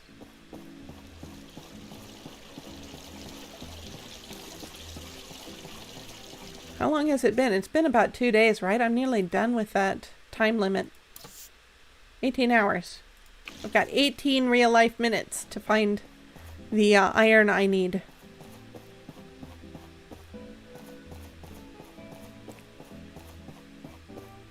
And how many goals do I have in my inventory too? I don't know. So Mars tends to have stuff. Total tools. This is tin ore. I don't see any iron though.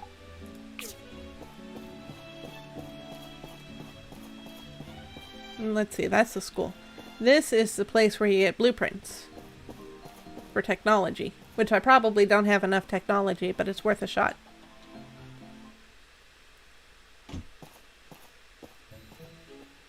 Okay, so she's the boss lady.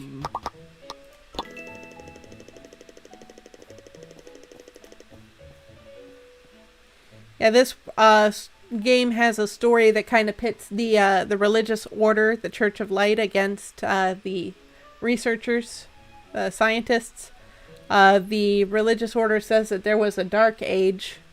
This is kind of a post-apocalyptic world. So relying too heavily on technology brought about the dark age, and it was terrible, and nobody lived past 30. But these scientists want to use technology for the better. So I find that interesting as a Christian. I'd be curious to see where they go with this. Yeah, okay, we said that already. Wonder why she's got an arrow hanging off her head there. Oh, they want me to use that device? Why?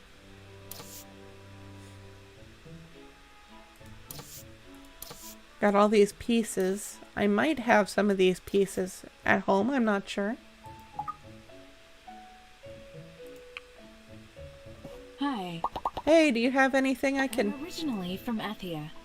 I came here because there are several old documents saying there exists a computer artificial intelligence called the All-Source around these parts. You still see a robot or two out and about in our cities once in a while, but this All-Source AI was supposed to be one of the best AIs ever created. I want to meet it. How do you know it doesn't want to meet you? For nefarious reasons. Did you discover something new? Okay. I don't recall what the data disks... Oops, sorry. Don't recall what the data disks do if you give them to her, but there might be a way to shop using data disks if I have any. I don't know if I have any. So an advanced engine, silicon chipset, condensed power stone, a weapon rack, and a training dummy. I don't see anything useful here.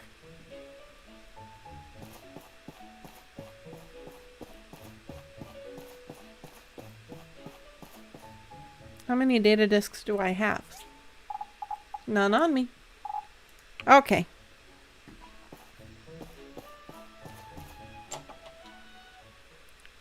So I think I may as well give up that tea table commission.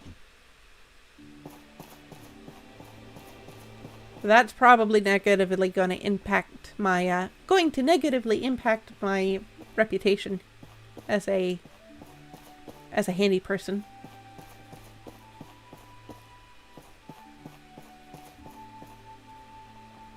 Hey! You run around a lot. You should run in the fields when the sun is high up in the sky. It's a lot of fun. I'll take your word for it. I'll probably wind up doing that at some point. I already think I... Didn't I run through the field once? Sometime in this stream? Okay. Commerce Guild. Can I cancel that commission?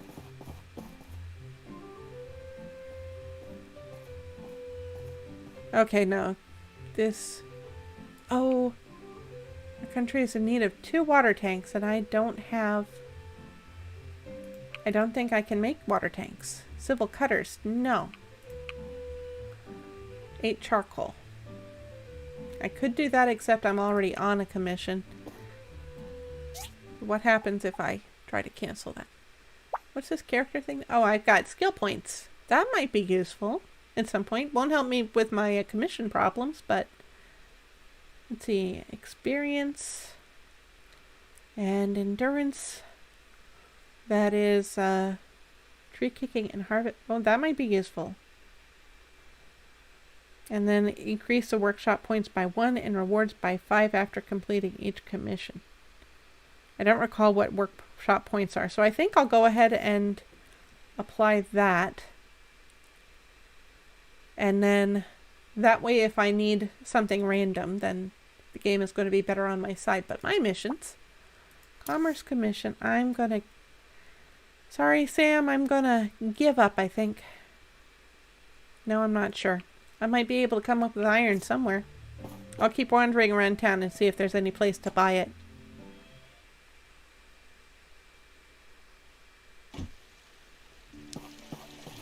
You know what? There's the Civic Corps.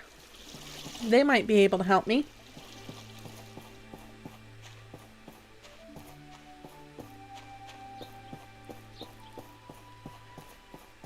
So let's see. Jesus, God the Son, became human.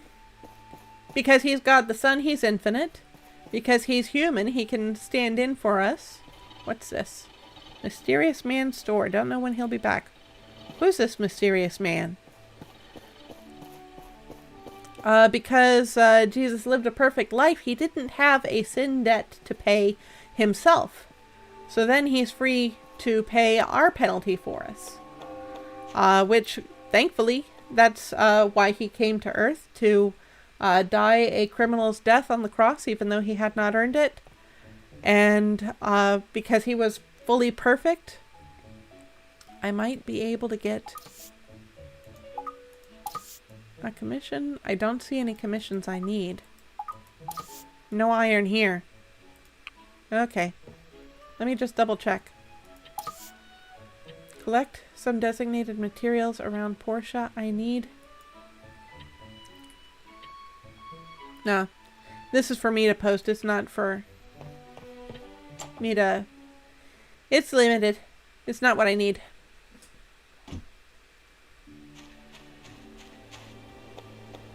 And we got the clinic here. They won't have any metal. What else is up here? Can my map tell me? Okay, so tree farm, abandoned ruins, construction, Commerce Guild, Peach Plaza, Central Plaza. I'll check out Main Street.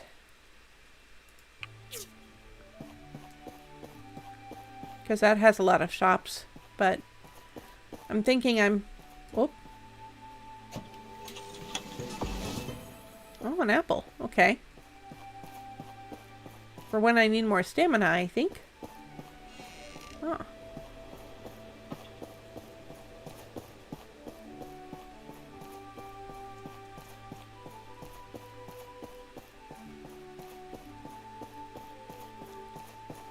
Okay, so this will be around the start where the shops are. I've already been to this one. This one sells clothes. This one is furniture. Just in case there's anything useful here. I don't see anything.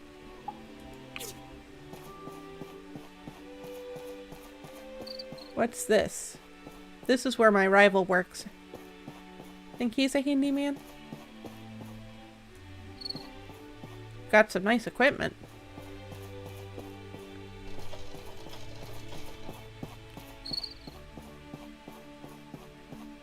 Okay, so that's food. That's flowers.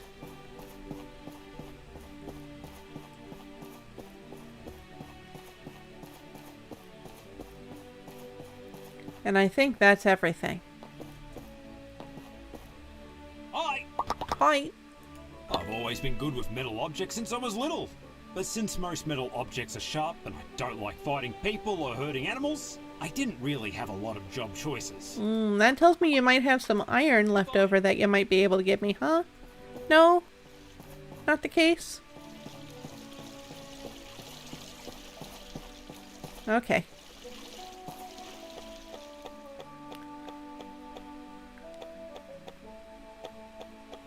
I am really tempted to give up on that commission. I think I'll just let it run its course. Got a bunch of stone bricks there.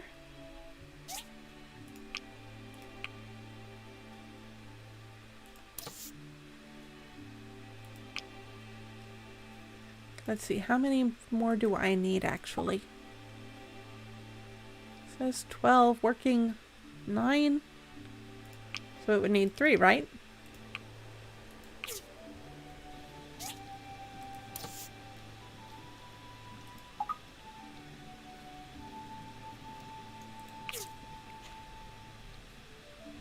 Or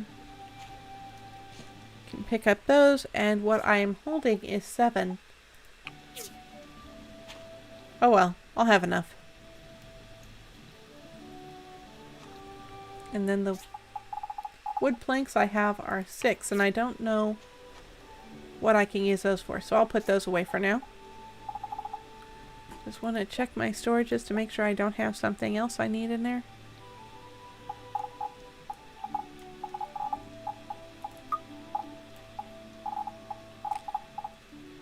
Okay, I can put that in there.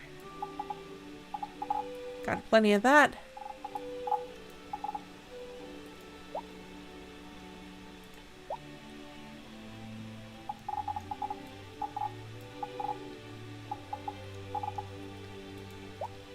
Okay, enough of that.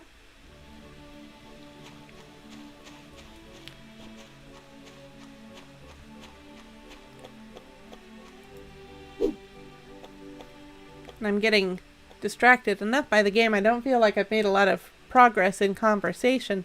Since I'm at the end, since I'm doing this in the evening, my energy levels don't feel up to this. I'm feeling a little bit worn out, but I do want to get through at least a good bunch of what I'm trying to talk about. So I may wind up, yeah, I think what I'll do is I'll cancel my commission. Gonna have to do that, and then when it's time to save, I'll switch to the full screen and I'll get the rest of what I was saying out before I end the stream.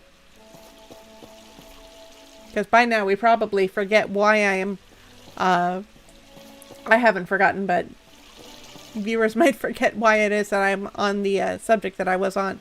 So, that would be my quest menu. There we go. I only have 10 hours. I'll go ahead and call it. There we go. Yeah, my reputation points are down. Okay. Is there anything else I can pick up, or is that it for the day? Next time I get into the game, maybe I'd be better prepared if I pick a good item. I can definitely do charcoal. The commission time limit is 5 days. Got it. So I can get started on that before evening is over.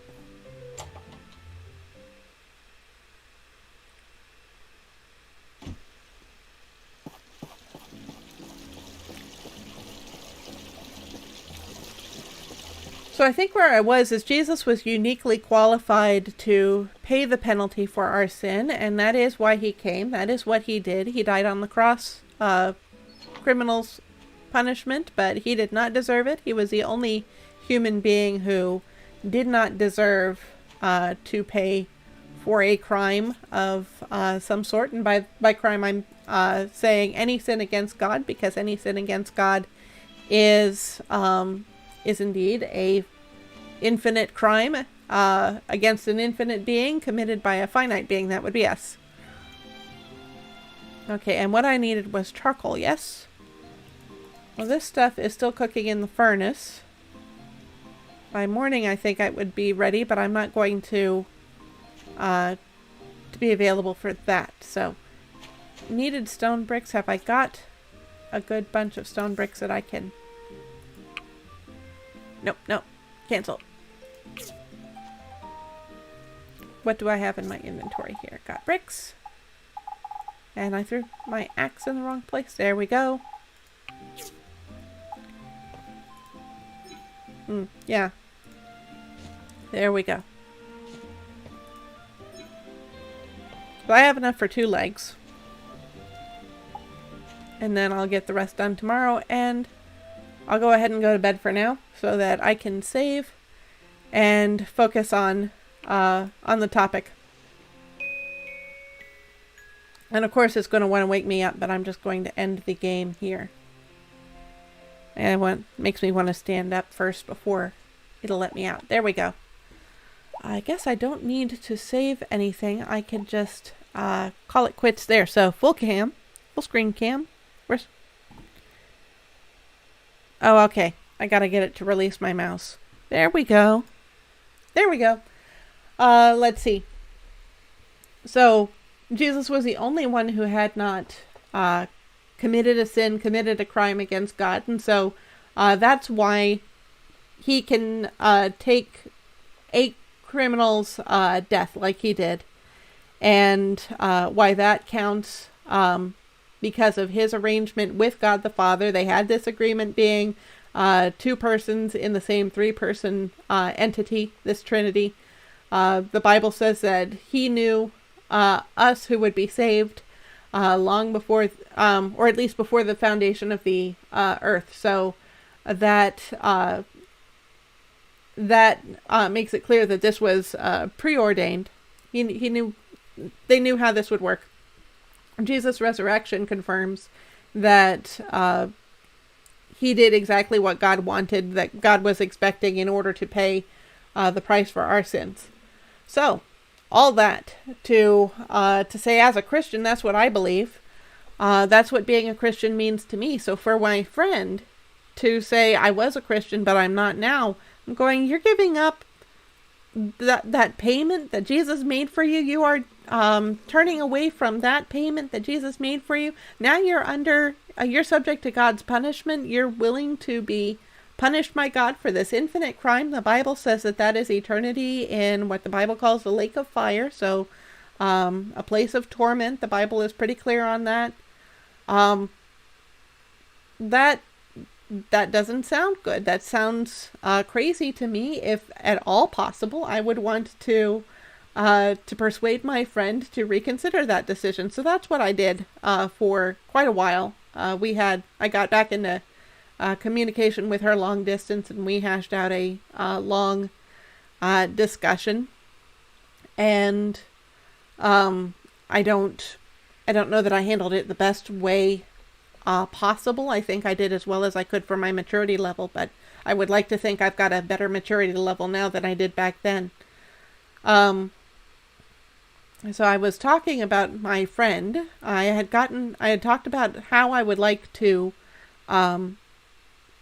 handle conversations about differences. And I think what I was getting into the subject of evidence. And because of my discussion with my friend, I became more aware of logic and philosophy and those kinds of things. I kind of had to delve into that subject a bit more in order to keep up with my friend who had already studied philosophy in college. So I had to kind of do a little bit of catch up. I don't know that I could ever equal where she had gotten, that I caught up fully, but I definitely benefited. My understanding of philosophy definitely benefited. This is what it sounds like late at night. This is an effect of coming to the end of my energy level. So I'll wrap this up as I can. As a result of my discussion with my friend, and it was a heated discussion, I was seeing how if I brought up a good point, she had a tendency to say, oh, well, that's not valid because of this. This is, or, oh, well, that's not true. Or, oh, well, that person's not worth listening to. Or had a tendency to dismiss my good point. And I recognized that I had the same tendency. She would bring up a point, and I would say, well, that's not a good point because this, that kind of thing. And so we had this tendency to pick apart the evidence that the other person was giving us, and tended to kind of circle around each other. Someone might present a piece of evidence, and then our response would be, well, what about this other thing over here? Not really addressing the evidence. So that's no way to come to an understanding of truth from a discussion like that. I realized and from reading up on philosophy, there's the book on logic that I was reading at the time made the point that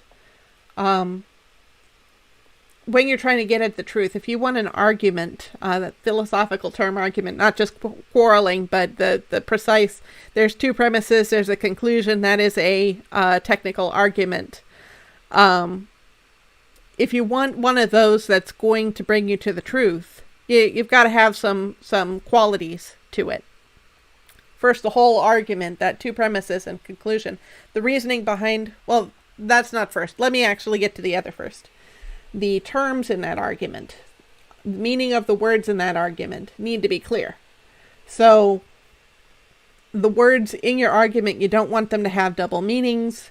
You don't want to pivot on a meaning. You were talking about one thing, now you're suddenly talking on another thing. That's not going to get you to the truth. Those terms line up to be premises. So you have a term like all men are mortal. Men would be a term. Mortal would be a term. The whole sentence would be a premise. So I misspoke. It's not a term. The whole line is a premise, and then it's made up of terms. And then another premise would be Socrates is a man. So Socrates would be a term, and man would be a term. So you want those premises to be true. And then finally, you want the whole argument to be sound. So to, I think I'm not sure about the terminology, but basically you want the reasoning behind why these two premises come up to that conclusion to be logical. But what I care about right now, what I'm trying to get to, is those premises, because the book I was reading said that if your premises are false, you might have clear terms, you might have sound logic, I guess a valid argument, but so the logic wouldn't be sound as a result of this, but the argument may be valid, the terms may be clear, but if your premises are false, you can reason from those false premises to anything. And I did hear a speaker once explain this, talk about how he could reason anything out of a false premise. I won't give the example now to save time, but that's so I had that sentence, that understanding fresh in my mind, that if you have a false premise, you can reason your way to anything. So then the flip side of that, when my friend would give me her evidence, and I would say, oh no, that's false. Or, oh no, that's not important. That I don't have to pay attention to that kind of thing. I was realizing that through our argument, I was coming to the understanding there is a logical way to make anything that you believe true. There's a logical way to prove anything that you believe is true. And that is to find any evidence in opposition to you false. So, obviously, if you were being fully logical, then you would take then you would be investigating whether the evidence actually was false. But if you assume, oh, any evidence against my point is false, let's assume that that premise is true, any evidence against my point is false, then anything that you have, if the only truth is on your side, then naturally your side is true, right? So you're always, whatever you believe is going to be true, always. You're never going to come to a conclusion other than what you believe, because all the evidence for that conclusion is already false. So that conclusion must be false, and I'm the only one who has anything right. And I was realizing that is not the way that we want to live, because the truth is, us human beings have a limited understanding of the world. We are finite, and so our understanding of the world is finite. And I think it's a nearly 100% chance that any human being on Earth believes something false. So wouldn't it be good, if possible, to get down to what that false thing is, root it out, and discover the truth instead? And maybe you find out there's something else false behind that other false thing. Maybe you find out you've got more than one false thing. But the more false things we can eradicate and can move out of our lives, isn't that better? So after my conversation with my friend, eventually we just got so tired of the verbal tussling that we were doing, she asked me to end the conversation, and I respectfully agreed to do that. So after the conversation with my friend, I kind of came to the conclusion, if someone gives me something that they consider to be evidence, my desire, my goal is to assume that they've got real evidence. And so then, okay, let's say that I've got a specific belief. I believe one way, the other person believes the opposite of what I believe. And they bring me, this is my evidence for what I believe. Now I have to look at that evidence carefully and say, is that actually enough to change my mind to agree with them? Let's say, for instance, for example, that it's night out. Let's say that I said the sky is completely white. Completely white. You can completely all lit up, even though it's night, my time. No, it's completely light. Visibility is great because of the light coming out of the white sky. No clouds, just all white. And I don't think we've ever seen a sky kind of like the one I'm describing. So you might ask me, how can I believe, since in your case, presumably you would go and check out the window, you would at least check and see whether you can find evidence for my position. To you, maybe there's some pinpricks of white, maybe there's some stars out there, but the rest of the sky is dark. So then you would come to me and say, I can't find any evidence that the sky is white. What is your evidence that the sky is white? One point of evidence that I could say would be, well, I've told you the sky is white. I am a person telling you that the sky is white. That is evidence itself. It's called direct evidence. When you go to court and someone says, I heard the criminal say this thing that convicts them very badly, that is direct evidence that the criminal actually said those things. Or let's say the criminal is a bank robber. We'll make it easy. And at the stand for the crime, at the stand in the court, as they're deciding that case, the witness says, I saw him and he fumbled. He said his name. I know who he is. And that is the man who was at the bank robbing the bank teller when I saw him. That is direct evidence. That is someone's testimony pointing to directly, this is the case. So I would be saying, my word is direct evidence that the sky is white. So that is evidence. And my philosophy on evidence would be, if someone came to me and said, you should believe me, my word is evidence, I would say, well, your word is evidence. That's true. Because for me, evidence is a fact that would lead toward a particular conclusion. It's like one of those premises. Premises are evidence. So someone said the sky is white. Can I get to the conclusion that the sky is white? Well, I can get to the conclusion that the sky is white if that person speaking is always right. But there's also the possibility they may be a liar. So it is evidence that the sky is white. Let's say Faith says the sky is white. Faith is always right. Therefore, the conclusion would be the sky is white. But let's say Faith says the sky is white. Faith is a liar. Then the conclusion would be the opposite of the sky is white. It's any color but white, probably. So that one piece of evidence that I say the sky is white, or I forget who I've put in that position. I think it was me to start out with. I was saying the sky was white. That piece of evidence leads in two ways, doesn't it? It could lead to the sky being white, or it could lead to me being a liar. The fact that you looked out the window probably implies that I would be a liar in that scenario. The fact that you have had no experience with a white cloudless sky that illuminates the night would be hefty evidence that I am a liar, probably.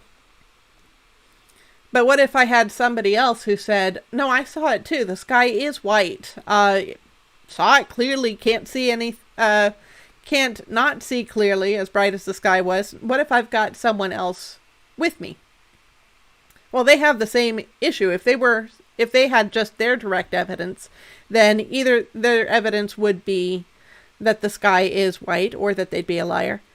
But then I think the evidence is more weighty, because how likely am I, if I'm a liar, to get somebody else to join in and say the sky is white? I have to have a little bit more persuasion, a little bit more reason to get someone to do that.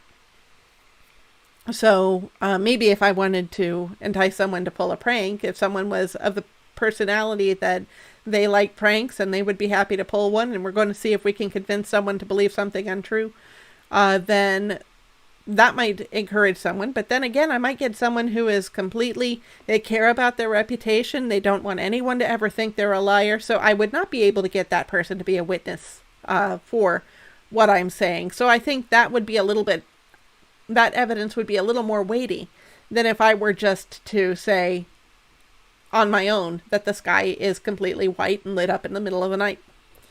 And the Bible actually holds this standard where if someone is being accused of murder, there need to be at least 2 witnesses for that accusation to stand. As we get into the first 5 books of the Bible, then I plan to get past that section. Maybe we can discuss more on that as we see it. But that is a standard the Bible says. There's got to be at least 2 witnesses. You're not going to execute someone on the basis of 1 witness. So, definitely I would believe that there's some wisdom there, since God, the standard of wisdom, is the one who wrote the Bible. So I think I planned to make a better point about what I'm saying. I think where I want to wind up, where I want the takeaway to be about evidence, I'm going to go back to the conversation I had with the person who disagreed with me. I was asking him, what is the source of your belief? And in a way, I was asking him, what is your evidence? Where do you get this belief from? Because that is a place that's external to you. That would imply some evidence. If someone came to you and said, the sky is completely white, it's all lit up at night, I saw it, and then he passes it on to me, well, I know that his message is not just his own. There's a second witness out there somewhere. So that implies a little bit more weight. And then maybe I can look into whether that's person who gave him the account first is honest or not. Obviously, I'm using this as an example. Our disagreement wasn't about the color of the sky at night. So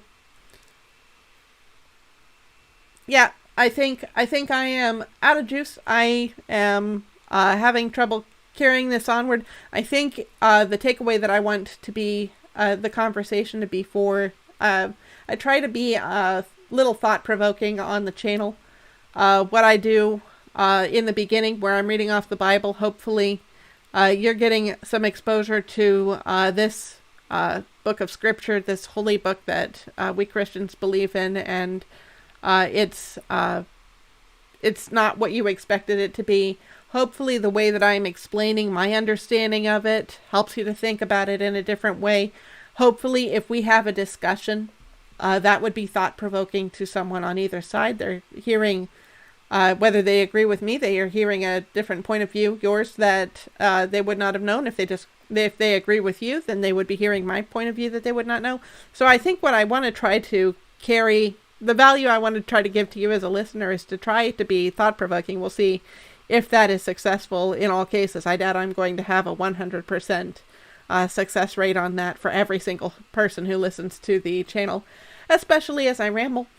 But I think the takeaway I want you to have from my conversation here is I would like you to consider what your standard of evidence is, and whether it is broad enough, whether it takes in all of the evidence you need to in order to have the possibility of finding out a place where you may be in error. That is something I want to practice. I may not be fully practiced at it. I look forward to conversations on this channel where I might be able to get more practice, assuming that we treat each other with respect and understand that each person had probably came to their point of view for a good reason, and then it's not our place to make that person change from their good reason just because we say so. We are not failures if we can't get the other person to convert to our side. We are successful if we can repeat their point of view in such a way that they say, exactly, that is exactly what I believe. I would trust you to convey my beliefs to the world if I couldn't be there to do it myself. That is what I'm aiming for personally. And maybe that's something you want to lean for, so that if you have any false beliefs that would affect how you live life in a negative way, ideally, I think we should be living in the truth, then you want to be in the most ideal position to do that. I think having a broad view of evidence does help us to be in that position. Now, there's the chance that someone may be a liar, and you might take their word as evidence, because it is, but it's kind of either way. Like I said, it could be they're telling the truth, or they could be a liar. Let's say that someone actually is a liar.